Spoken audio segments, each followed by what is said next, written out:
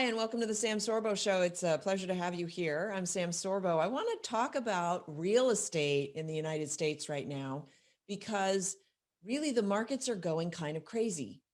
And that's because COVID has precipitated an enormous flux, an enormous, what's the word I'm looking for? A current, a tide, if you will, almost a tsunami of movement. And this was sort of brought home to me just the other day. I was chatting with some friends who live out in California. They had their house on the market a while ago. It didn't sell. They took it off the market. They decided, well, we'll keep it for a while. They have extended family that use the house and stuff like that. It was sort of a secondary home. And then they decided to put it back on the market, and they just got an offer for 25% more than what the home was listed for last, like a year ago or 2 years, maybe more because of COVID, 2 years ago. Okay. Which is crazy because California is losing people. There's a net loss of people in California. And yet here they are. And it looks like they're going to sell their house now. And so I was tooling around on Twitter, actually. I saw a tweet from somebody and I thought, okay, that's interesting. And I noticed this guy, Glenn Kelman, who happens to be the CEO of Redfin. And he has a whole Twitter feed about what's happening in the market right now. And I thought, okay, that's kind of interesting. And I'd like to share that with you guys because actually I have some very good friends who are involved in real estate. So Glenn Kelman is the CEO of Redfin. Redfin is a realty agency. They have realtors. You call them, they'll sell your house for you. And their business plan is to basically completely undercut the rest of the realtor market with much, much lower commission rates. Of course, they promise excellent service and all that other stuff to make them competitive, but they have very low commission rates. He starts with this. He's got a Twitter feed as long as my arm. It's about 15 tweets. It has been hard to convey through anecdotes or data how bizarre the U.S. housing market has become.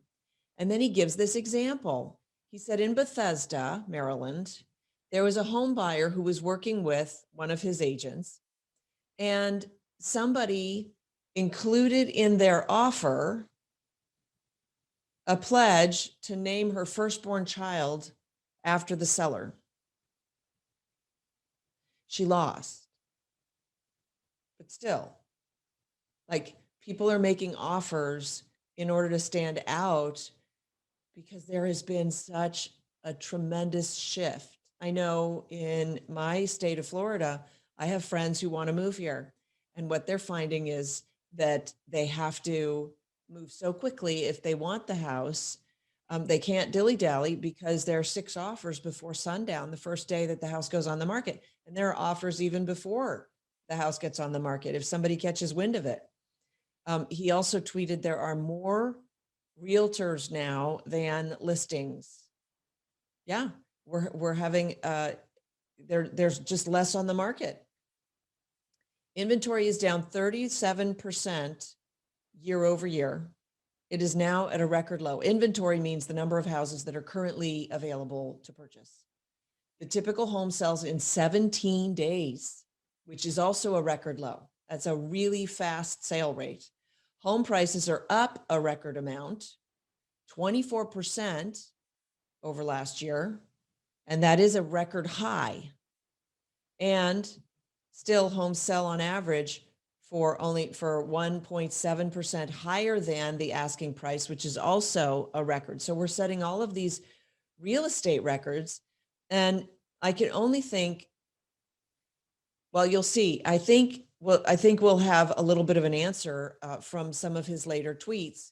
He said in two of America's largest cities, inventory actually is a net gain. It's increased. What are those 2 cities? New York is up on inventory by 28%. San Francisco's inventory of available housing is up 77%. San Francisco hasn't had an inventory increase this large since 2008 when the big bubble burst. And yet in both markets, he writes prices are increasing.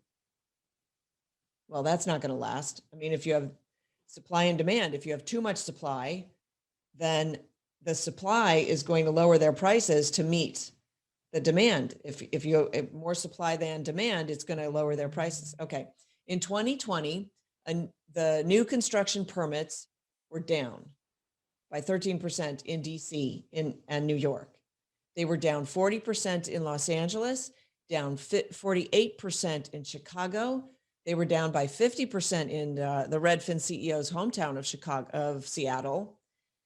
They were down 79% in San Francisco. Permits were up 25% in Miami, 56% in Vegas, 96% in Greenville, 122% in Detroit, and 246% in Knoxville, Tennessee. But wait for this statistic. Lumber prices are up 300%. I love this guy because he's like just trying to accumulate all of this information, and then you get all this data in and you go, okay, what do I do with it? Well, let's try to figure out what is it saying to us.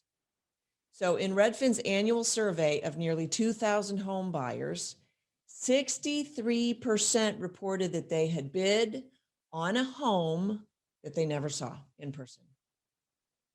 Now, I couldn't buy a home. I couldn't do that. I don't know how people buy a home without actually walking through it. Because to me, there's a visceral vibe thing that happens. But when the market is so tight and you don't have a chance, like you just can't get there. And if you're working and you're moving and, you know, I get it, I understand it. But wow. In an April survey of 600 Redfin.com users who had relocated in the past year, he says about 2/3 of the people who moved got a house the same size or bigger. But about the same proportion, 2/3, spent the same or less on housing. So some of them downsized, but some of them upsized and were paying more and were paying less, which is a pretty sort of alarming statistic. It seems like even though home prices are going up, they're actually not downsizing. They're just moving to less expensive housing, which indicates that they're moving out of cities and more into non-city environments, because it's the more congested areas that are higher priced compared to the less congested areas for the same or better housing. Our house here is slightly larger and a lot less expensive than the house in California. So that's me. I'm one of those statistics. He then writes, for low states, 4 people move in for every 1 that leaves. For Texas, the ratio is 5-1. For Florida, 7-1. Again, part of a statistic. Thank you.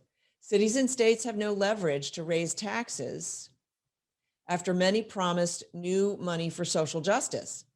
The federal government will have to fund long-term investments. So that's interesting, that we might be reaching a kind of a government investment bubble. That's interesting. And I've said, you know, here in this state of Florida, we have so many people coming in, the government's going to have to do something to incentivize businesses, I believe. I don't know that that's the right thing to do, but I think if they want to avoid maybe some more critical issues, the government might consider doing something to stimulate or attract businesses. Although I haven't seen the statistic. Maybe there are a bunch of businesses that are also moving to this state. The migration to lower cost areas, he writes, may lead to lower workforce participation. For many families that his company has relocated, the money saved on housing costs lets one parent stop working. And he also said that they have a wave of customers who are retiring early. So that's interesting. And I wonder if you have the opportunity now to work from home. Oh, here's the silver lining. I don't know, maybe. if now, because of COVID, we've seen that people can work from home and do well. And so they're saving all that time on the commute, and the companies are saving on office space, and like there's a lot of savings that are happening, both for the worker and for the corporation. But at the same time, if they can now afford for one parent to stay home, maybe that's homeschooling. Maybe they will see that they have an opportunity here to have a better home life, better family life, a more improved, right? And I've had some interesting sort of epiphanies that I'm going to go into in another episode. But there's still a lot to be learned from the ramifications of COVID and on education. And I'm kind of optimistic. I'm very excited about that. Okay, number 12 of 15, lenders are calling employers to confirm that the home buyer will have permission to work remotely when the pandemic ends. So the lender is saying, okay, I see that you have this income and you're moving, but I don't know if your income you're telling me your income will continue. I'm going to double check you. Amazing. Rates are lower for loans on primary residences, and the lender also wants to make sure that the borrower actually plans to work after getting the loan. And I have a feeling that that's also incentivized by a government that pays people more to stay home than some of them can earn at the office. Number 13, the average housing budget for out-of-towners moving to Nashville was $720,000. which is 50%, roughly 50% higher than the locals' $458,000 budget. So it used to be, he writes, coastal elites who worried that every adult in the family had to win a career lottery just to afford a home.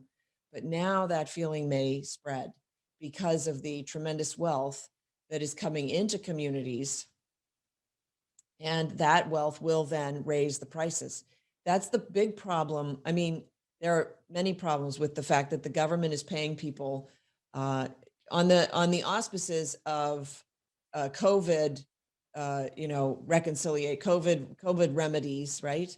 The government is paying people so much to stay home. It rivals $15 an hour. And there are a lot of areas in the United States that don't have the $15 an hour, quote, minimum wage. I always like to put minimum wage in air quotes because the minimum wage is $0. That's the minimum wage, unless you pay somebody to work for them. And yet we have this, the progressives are full of all of these sort of, euphemisms, nice words for nasty, nasty things. Minimum wage is a nasty, nasty thing. And yeah, so the minimum wage is being rivaled by or defeated by our very own government. So two things will happen. One, employers will have to raise the wages that they're paying their employees. They'll have to. In fact, Dave Rubin was recently on, and he said that in his town, which he lives somewhere in California, if you go down the main drag, you'll see all of these places that have help wanted signs because they can't find anybody to come to work, especially for the quote unquote minimum wage type jobs, right? So it's not just income that's K-shaped, he writes, but mobility is K-shaped. 90% of people earning $100,000 plus per year expect to be able to work virtually. If you compare that to the 10% of those who are earning $40,000 or less per year, who think that they have mobile capabilities, virtual working capabilities. Well, that's because lower income jobs, menial jobs, tend to be location specific. So if you're a plumber, and I don't say that, I'm not saying that plumbers are, but it's a hands-on job. So you got to live where near your job site.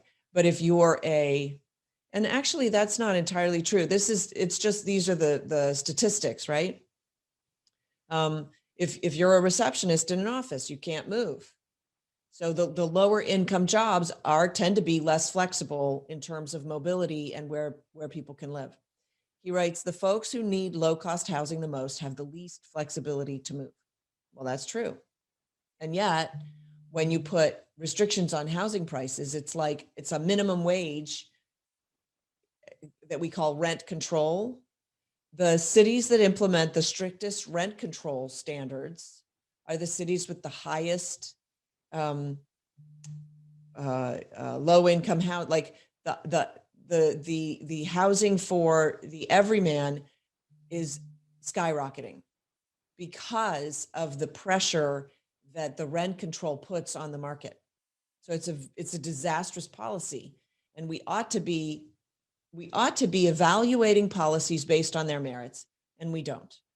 Okay, number 15, and then I'll have to close. An investor recently said, with an ancient touch of awe, but also greed, that one source of America's miraculous economic recovery was the bounty of the, quote, land itself. And he writes, we have more room to grow than we ever imagined. We just have to make sure that benefits everyone. So that seems to be his point of view. I don't know where he stands politically. He lives in Seattle, but he's a businessman and he's in real estate. So I find that hard to believe. I think that he's misinterpreting. I mean, I don't know what the quote was, but the investor who said that it's an amazing thing that our economic recovery is also based on how great the land is that we sit on. And I would argue that that's true. I mean, all of our economics is based on that. So I don't know that you could say that wouldn't be true. Of course it's true. That said, our economic recovery is really reliant on the capitalist system. And the more that the socialists can impede economic growth, which is all they do, regulations and more regulations, that's what they do.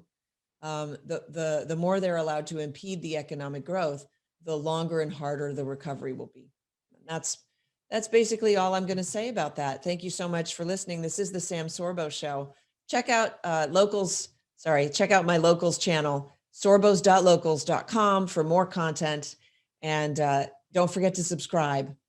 And if you don't see this on YouTube, then you should go to YouTube, because I put on a nice shirt for you.